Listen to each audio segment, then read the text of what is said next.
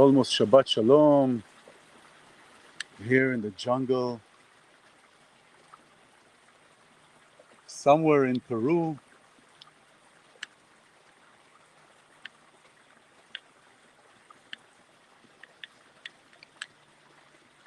Trying to get the camera stable here so I could talk at you here. Well, actually, as if you didn't know, it's in PV, Azoulai-others. I found this beautiful space with just the middle of the forest. Just beautiful. It's just those gems that are appearing at the exact right moment. So I'm trying to make sure that the live is going. Please let me know that you can hear me well. Okay, let's see. All right. Hey, this is beautiful. It's some water. This is great. So we come through times where we are finding these gems and asking where are these? Let's see, I can hear you. A beautiful stream. Thank you, Gina. Yeah, this is great. Thank you for this place. Found this place. This is beautiful. Thank you, Gina. So this is like before we're done.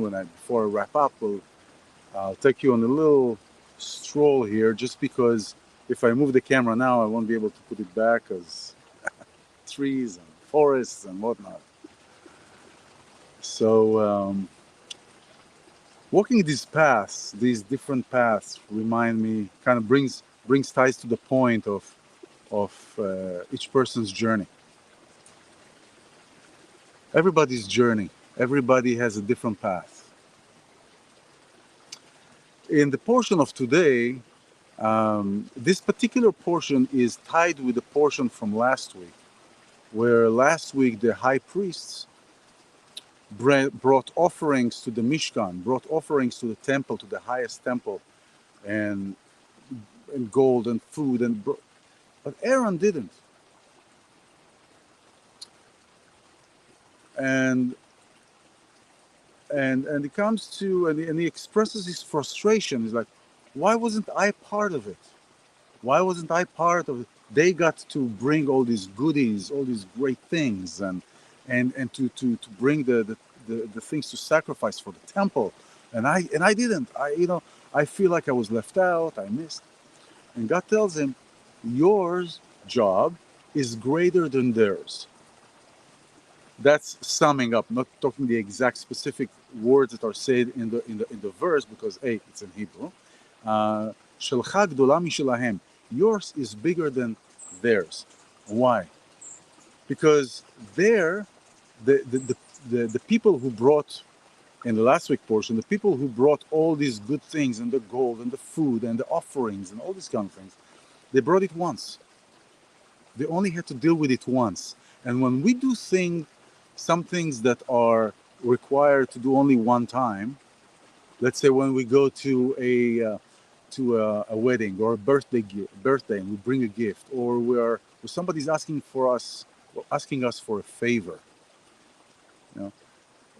we do that and we do it wholeheartedly, right? And sometimes we go beyond the call of duty, right? Primarily because it's not a repetitious act. If it's something that we will have to do every day, we won't go overboard sometimes. Well, it becomes a regular thing. And what I was telling Aaron, your job is to every day light the candles. It may appear to be a small thing, but it's very great to light the candles every day in the highest temple. Meaning that he entered the temple every day, he purified himself every day, got in the temple and lit the candles. So what is really noticeable here is not necessarily the act itself, like either lighting the candles or bringing a sacrifice or bringing an offering, It's actually the repetitiveness, the repetitious of things. Because when we're consistent with something, we achieve great things. And sometimes it is hard to be consistent. And sometimes it is hard to apply our full self into something. So what happens is that we see others, and many times we ask the question, why this person has it easier than I do? Why did this person have to go through all this very easy and I have to go through all these turbulences? And so aside from understanding that it is a repetitiveness, the lesson here is something that is also apparent in this week, in this last 2 weeks, and I've been talking almost every single day this week with clients and friends that were talking about the journey, their journey, and my journey, for example, their journey and somebody else's journey. And what it is to pay attention is that this is exactly it. This is, each person is your journey. That is their journey, and this is your journey.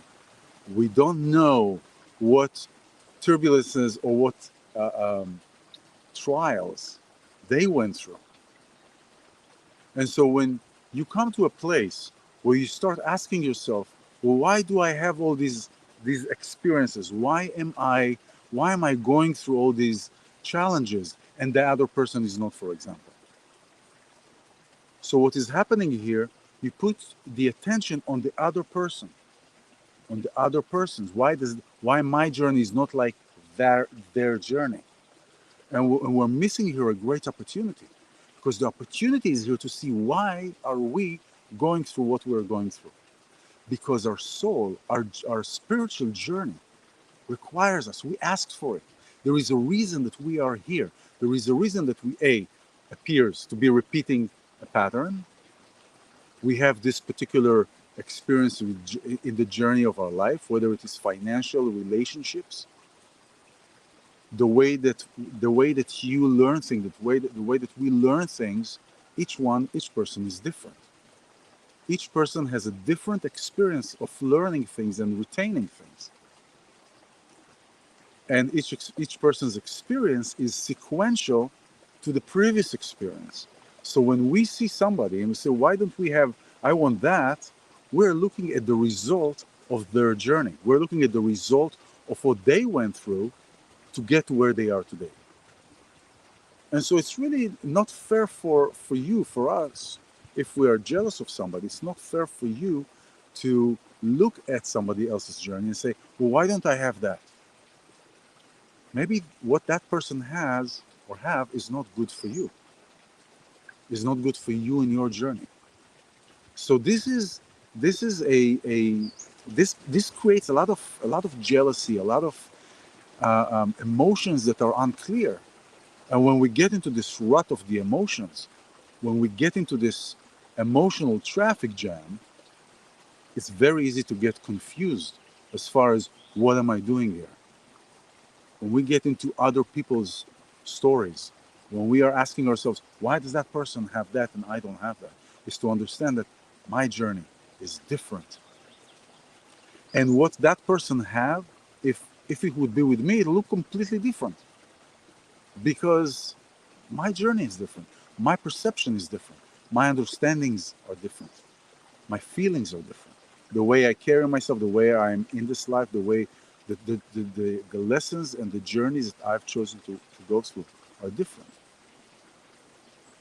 That also is many times putting a strain and judgment on the person seeking that.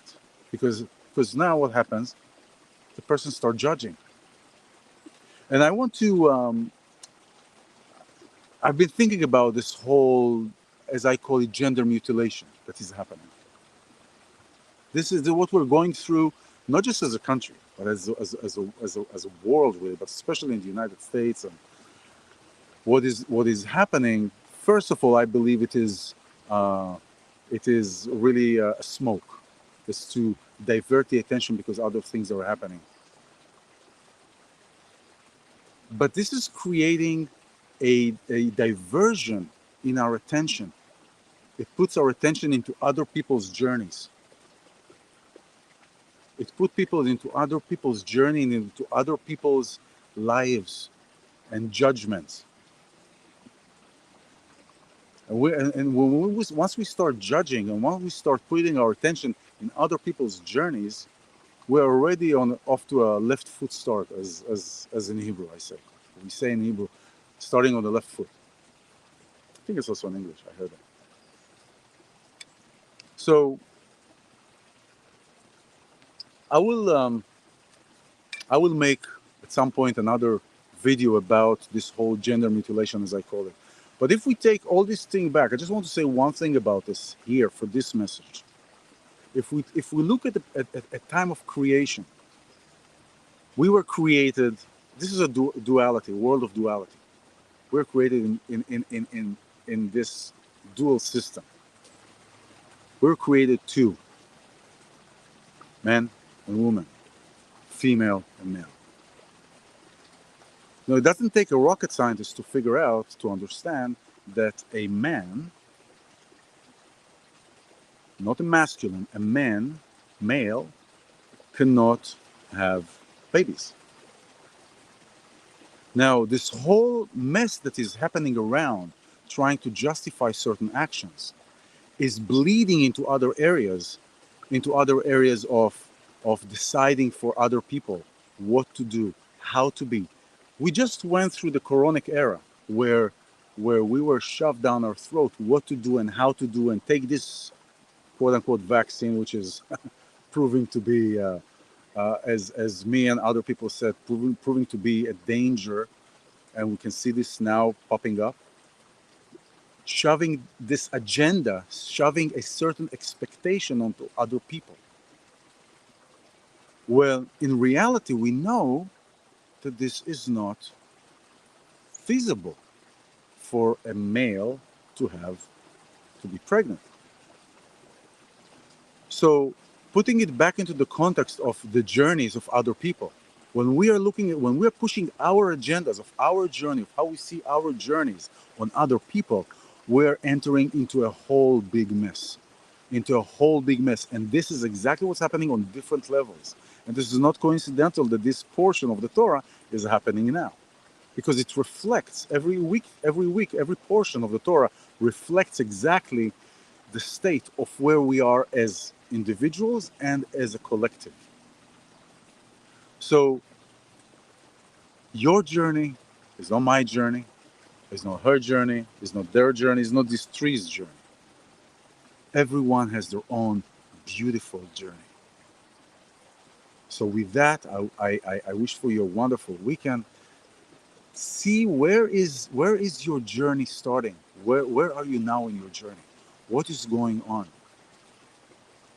And yeah, so I want to take you a little bit here to show you here before we say bye-bye. I want to show you here at this beautiful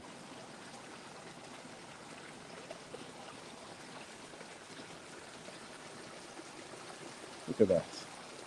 This is such a beautiful place to be here before Shabbat, before the Sabbath.